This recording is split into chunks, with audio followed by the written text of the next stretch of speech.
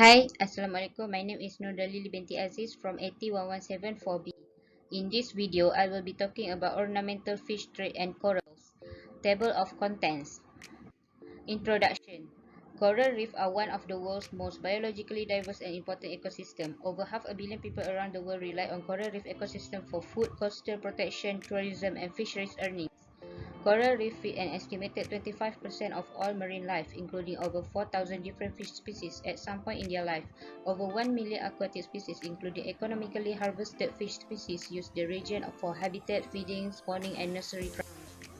Coral reefs are constantly expanding.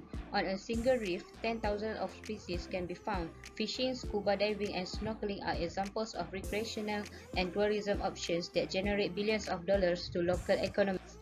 Particularly on small islands, coral reefs are one of their food sources. Other than that, coral reefs protect the coastal infrastructure and can prevent the loss of life from storms, tsunamis, floods, and erosion. Coral reefs are also used as a source of innovative medicine for the treatment of diseases and other health problems.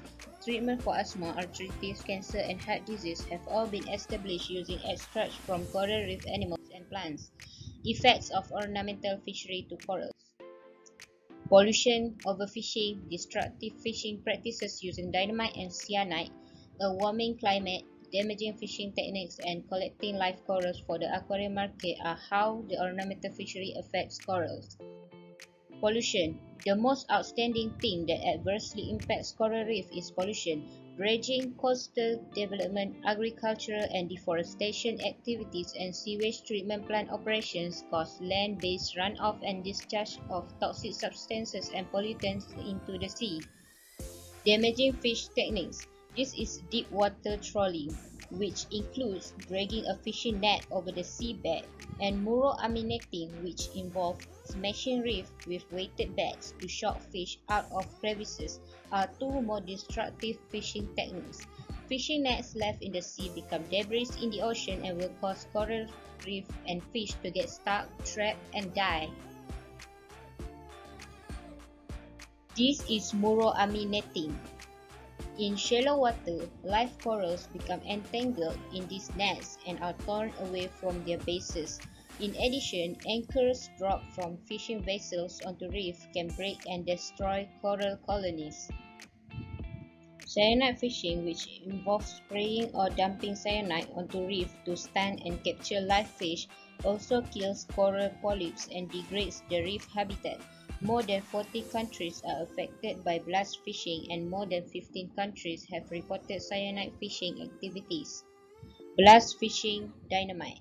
The use of dynamite or other powerful explosives to frighten fish out of their hiding spots is known as blast fishing. Other species are killed ruthlessly and corals are cracked and stressed to the point where they eject their zooxanthellae. As a result of this irresponsible practice, the three-dimensional structure of the reef are destroyed. Collecting live corals for the aquarium market. The procurement of live coral reefs to be marketed for the aquarium and jewelry trade is also a factor that reduces and destroys coral reef in the ocean. Divers who invade the ocean and do not have proper techniques have taken and collected coral reef in highly irresponsible ways, such as trampling and damaging other coral reefs. A warming climate. Increased greenhouse gases from activities like deforestation and the burning of fossil fuels for heat and energy, causing ocean temperatures to rise, change storm patterns, and contribute to sea level rise.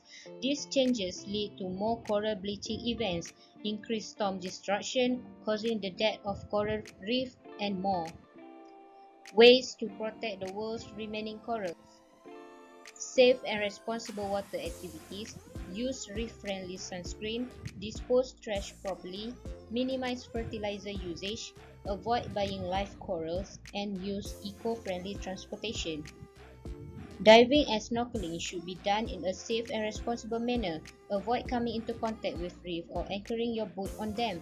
The delicate coral animals will be harmed by contact with the reef, and anchoring on the reef can kill corals. Therefore, look for a sandy bottom or use moorings if possible. Use a reef-friendly sunscreen. Some sunscreen components are toxic to corals and can even kill them. Make yourself aware of coral-friendly options. Even better, avoid sunburn by wearing a long-sleeve shirt or rash guard instead of sunscreen. Recycle and properly dispose of trash. Coral reef can be harmed by marine garbage. Recycle your waste, particularly plastic, at home and remember the 3 Rs: reduce, reuse, and recycle. To avoid waste being blown or swept away into waterways and oceans, properly dispose of rubbish in bins. Make sure you don't leave any garbage on the beach and never throw or leave cigarette butts in the sand. Volunteering to pick up garbage in your neighborhood can help keep your rivers and streams clean. Minimize the usage of fertilizer. Overuse of fertilizers on lawns degrades water quality because the fertilizer's contents such as nitrogen and phosphorus flow into streams and then end up in the oceans. These fertilizers contaminate the water and threaten coral reef. When purchasing aquarium fish, be cautious. Avoid buying live coral, and if you do buy marine aquarium fish, be sure it was acquired in an environmentally friendly manner. Make use of eco-friendly ways of transportation. Rather than driving, attempt to walk, bike, or take public transportation such as buses and trains more frequently. If you are in the market for an automobile, opt for a fuel-efficient vehicle such as a hybrid or electric vehicle. Using these less polluting modes of transportation can help in reducing the amount of greenhouse emissions into the atmosphere. These emissions lead to increased ocean temperature and acidity. Coral growth is slowed by more acidic ocean waters, while coral bleaching is caused by warmer seas. Conclusion. In conclusion, the preservation and conservation of treasures on this earth, such as coral reef, is very important for life in aquatic ecosystem to be balanced. This is because coral reef act as animal shelters, become a source of food for animals, and also protect coastal areas by reducing the force of waves that hit the coast. In addition, coral reef benefit humans by being one of the cures in the medical field for several types of medicine. Ornamental fisheries must be mindful and prudent when conducting fishing activities to obtain fish, coral, and algae from the sea to prevent aquatic life such as coral reef threatened with extinction due to damage done by humans. Prevention such as reducing industrial areas near the sea, reducing fishing activities, and dumping garbage near the ocean must be tightened to prevent waste from these human activities from damaging the growth of coral reef. Everyone can take part in caring for the coral reef in this ocean by disposing of garbage in the right way and in the right place, avoiding excessive use of fertilizer in agricultural areas, and being a responsible person by not damaging the coral reef when diving and snorkeling in the sea. References. Thank you for watching.